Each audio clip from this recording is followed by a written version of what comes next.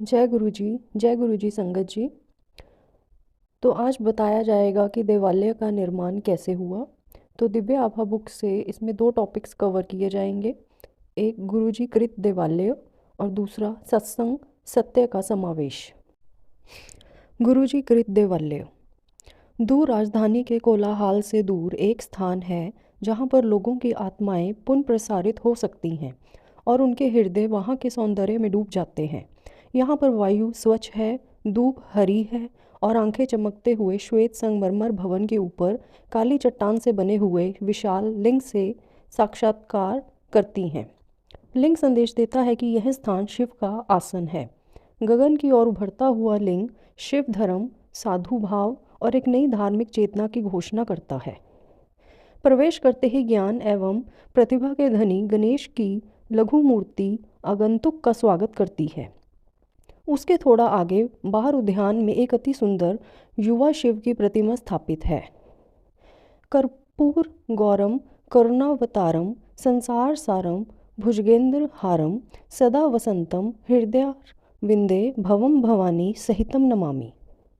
उनके विशाल करुणा से पूरित सुंदर नयन खुले हुए हैं, मुख अर्ध मुस्कान से आनंदित है और एक हस्त आशीष देने के लिए उठा हुआ है। वह एक अति विशाल कमल पुष्प पर विराजमान है और उनके सिर के ऊपर शेषनाग की छत्र छाया है। अंदर मंदिर में पीतल निर्मित महेश्वर इसी मुद्रा में विराजमान है। उल्लेखनीय है कि महायोगी शिव तपस्या नहीं कर रहे हैं। ऐसा प्रतीत होता है मानो अभी तपस्या समाप्त कर एक पैर नीचे कर अपने भक्तों की समस्याओं का समाधान करने के लिए तत्पर हैं। मुख्य कक्ष में ओम नमः शिवाय सामने दीवार पर अलंकृत है।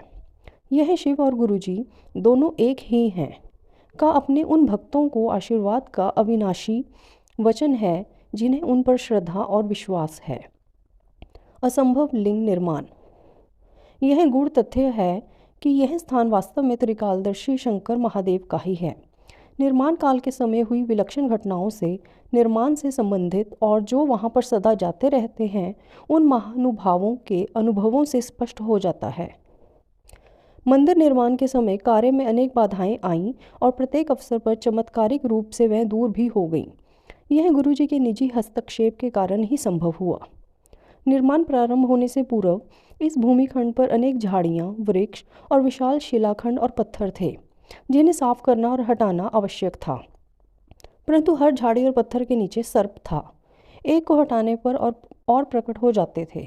यह देखकर वहाँ पर कार्य करने वाले कर्मी भाग गए। अडिग निर्माण प्रभारी रघुवीर नामक एक सिख भक्त संयोग से जिनकी दृष्टि अति क्षीण थी, गुरुजी पर विश्वास रखने वाले श्रद्धालुओं के लिए एक और प्रसंग ने और कर्मी बुलाए, किंतु इतने सांपों को देखकर वह भी भाग गए। अंततः रघुवीर ने गुरुजी को इस समस्या से अवगत कराया। गुरुजी ने मुस्कुराकर रघुवीर को निर्देश दिया कि वह और कर्मी किराए पर लाए और आश्वासन दिया कि यह समस्या पूर्ण नहीं होगी, और ऐसा ही हुआ। अगली बार जब कर्मी आए तो उस खंड में एक भी सर्प नहीं था। मंदिर का निर्माण कार्य वर्षा ऋतु में प्रारंभ हुआ था। हर बार जब कंक्रीट डाला जाता तो वर्षा रुक जाती थी। निर्माण कार्य में लगे हुए लोगों को शीघ्र ही विश्वास हो गया कि यह संयोग नहीं है। गुरुजी स्वयं कहा करते थे कि घटनाएं चयन से होती हैं, देव योग से नहीं। गुरुजी का आदेश था कि मंदिर का गुंबद लिंग की आकृति में होगा। यह तभी संभव था जब उसको ठोस आधार दिया जाता, परंतु गुरुजी इसके विरुद्ध थे। वास्तुविद का मानना था कि यह अव्यवहारिक है और उन्होंने इसका भरपूर विरोध किया। तथापि निर्माण गुरुजी के आदेशानुसार प्रारंभ हुआ। अब दिल्ली में एक ही राजगीर था जो यह कार्य करने में सक्षम था, परंतु उसे ढूंढना सरल नहीं था। रघुवीर ने उसको कैसे खोज निकाला, यह स्वयं में एक सत्संग है। निर्माण करते हुए लिंग का निचला भाग बिना समस्या के बन गया, किंतु ऊपरी भाग में दरारें आ गईं। रघुवीर को इस समस्या से अवगत किया गया। उन्होंने ठेकेदार को पुनर्निर्माण करने को कहा, किंतु फल वही रहा। अब समस्या निदान हेतु गुरुजी के समक्ष रखी गई तो उन्होंने उत्तर दिया कि उनको पुनः प्रयत्न करने को कहो, इस बार वह उसको आधार देंगे। फलस्वरूप कार्य तीसरी बार पुनः प्रारंभ किया गया और इस बार ऊपरी वृत्ताकार भाग बिना किसी कठिनाई के, बिना किसी दरार या रुकावट के पूर्ण हो गया। गुरु जी द्वारा दिए गए आधार से दोष समाप्त हो पाया, उसे आवश्यक शक्ति प्राप्त हुई और लिंग निर्माण संभव हुआ। यह वास्तव में अचरज की बात है कि गुरु जी की अलौकिक शक्ति किस प्रकार से इस संरचना को संभाले हुए है। निर्माण के समय शिवलिंग में हल्के भार और हल्के रंग की टाइल लगाई गई थीं। बाद में इनको काली ग्रेनाइट से अंतरित कर दिया गया। तत्पश्चात लिंग के मध्य से एक भारी भरकम फानूस भी टांग दिया गया। इस प्रकार न केवल एक असंभव रचना हुई, उस पर वजन भी डाल दिया गया। यह गुरु जी की कृपा ही है जिसके कारण लिंग अपने स्थान पर इस विश्व के भौतिक नियमों के प्रतिकूल आज भी स्थिर है। चमत्कृत भूमि मंदिर और उसके परिवेश के निर्माण के समय पूर्ण रूप से प्रत्यक्ष हो गया था और अब भी है कि इस स्थान पर त्र्यंबकम की कृपा है। अनौपचारिक दर्शक भी यहाँ के फूल पौधे और वृक्षों की विशिष्ट उपज देखकर अचंभे में पड़े बिना नहीं रहते। एक महिला ने अपने कृषि भवन के लिए खरीदे हुए फूल के कुछ बीज जब यहाँ पर उगने के लिए डाले तो वह यह देखकर आश्चर्यचकित रह गई कि उनका आकार अपने यहाँ उगाए हुए फूलों से दुगना था। एक बार गुरुजी से मंदिर की दूब पुनः बिछाने की आज्ञा ली गई। उन्होंने सहर्ष ही यह प्रस्ताव स्वीकार कर लिया, किंतु अधिक समय शेष नहीं था। मंदिर में एक आयोजन का समय बहुत निकट था। देवालय के माली ने तो अपना कार्य पूर्ण कर दिया था, पर दूब बिछाने के बाद यह स्पष्ट हो गया कि यह निर्णय दो कारणों से अनुचित था। प्रथम, दूब को पूरी तरह से उगने के लिए अधिक समय की आवश्यकता थी। दूसरा यह कि जिस प्रजाति की दूब डाली गई थी वह पहली कटाई से पूर्व पैर में चुभती है और उसके पश्चात ही मलमल की तरह नरम होती है। समय के अभाव में यह दोनों असंभव प्रतीत हो रहे थे, किंतु कुछ ही दिनों में दूब की आश्चर्यचकित करने वाली वृद्धि को देखकर सब विस्मित रह गए। दूब की पहली कटाई आयोजन से काफ़ी पूर्व करी गई और उपज इतनी अधिक थी कि आयोजन से पूर्व एक और कटाई की आवश्यकता पड़ गई। आयोजन के समय प्रांगण में दूब की उत्कृष्टता देखकर आगंतुक प्रशंसा किए बिना नहीं रहे। इस प्रसंग को सुन और देखकर दूब के विशेषज्ञ भी विश्वास नहीं कर पा रहे थे। सर्वव्यापी गुरुजी। देवालय में यदा कदा कुछ आश्चर्यजनक घटनाएं होती रहती हैं जो दैविक अलौकिक शक्ति की ओर संकेत देती हैं। मंदिर में दर्शकों ने अक्सर प्रांगण में शिव की प्रतिमा के भाव बदलते देखे हैं और वर्ष 2006 में होली के अवसर पर मुख्य सभागृह में पीतल की शिव प्रतिमा पर एक स्थान पर रंग लगा देखा गया। यह सुनिश्चित है कि सर्वव्यापी गुरुजी की दृष्टि सदा मंदिर पर रहती है। एक अध्यापिका का वृत्तांत वर्णनीय है।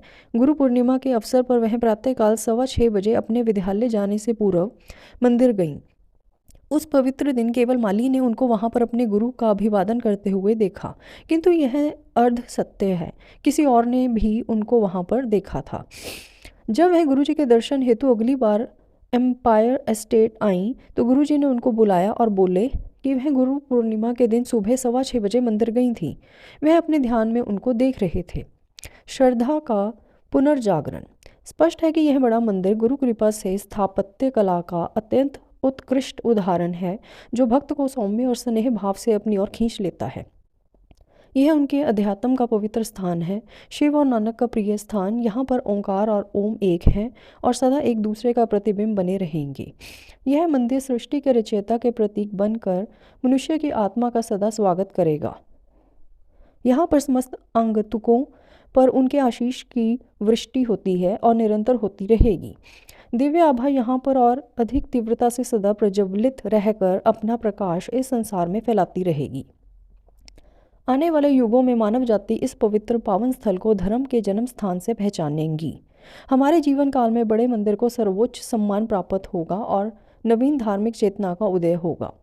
यहाँ पर आशीष पाने वाले समस्त भाग्यवान पुरुषों, महिलाओं और बच्चों के द्वारा पूर्ण विश्व में सद्भावना और शांति के युग का शुभारंभ होगा। उल्लेखनीय है कि शिवलिंग का पुनरुत्थान हुआ है। उसका आरोहण आने वाली मुक्ति की घोषणा कर रहा है। नित्य के क्रूर हाथों द्वारा पीड़ित रोग एवं अज्ञान से मुक्त होंगे। व्यापक पापों से बंधित और पराजित नवीन शक्ति और साहस प्राप्त कर विजयी होंगे। केवल आस्था और निर्भरता की छोटी सी नौका, जिसकी पतवार मात्र सतगुरु के शब्द और कृपा हैं, से सहजता से उत्पीड़न के सागर को पार करने का सामर्थ्य मिलेगा। पथिकों की ओम नमः शिवाय शिवजी सदा सहाय की पुकार से उनको विश्राम स्थल मिलेंगे। संकट और अत्यंत कठोर यातना काल में देवस्थान में अंकित यह शब्द गुरु जी के परिश्रम से उनके हृदयों और मन पर चिन्हित उनकी हुंकार, मित्र, रक्षक, प्रेम और एकमात्र दिशा दर्शक होंगे। अधर्म अपनी चरम सीमा पर पराजित होगा और भक्त सुरक्षित रहेंगे। भौतिक और मानसिक पीड़ाओं से ग्रस्त अपने आप से ही संग्राम करती इस संस्कृति के योद्धाओं को यह शिवालय निर्वाण प्रदान करेगा। इस देवालय से प्रतिपादित होती गुरु जी की करुणा सबका निदान करेगी।